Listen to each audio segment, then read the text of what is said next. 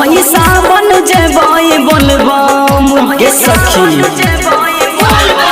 तोही सावन जेबई बोलबम हमर अपन सजहिबई गे भोला बाबा के जल चढ़ैबै सुनर दुल्हा पैबै गे हे गे भोला बाबा के जल चढ़ैबै सुनर दुल्हा पैबै गे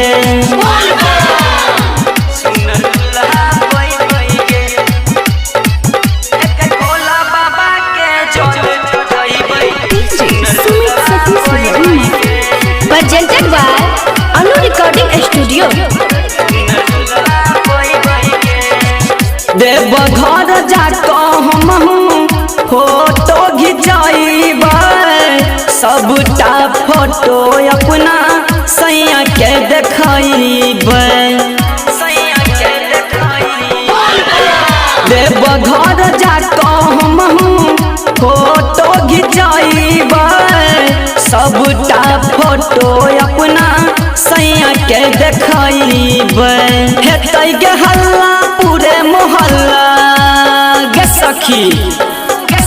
हेतै गे हल्ला पूरे मोहल्ला बाबा के धाम हम जइबै गे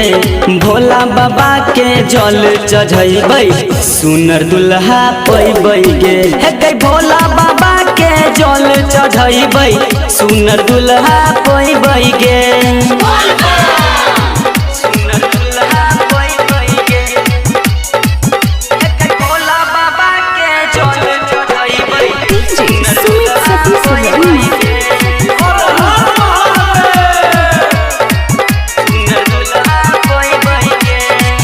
कहन चलिया बाबा हम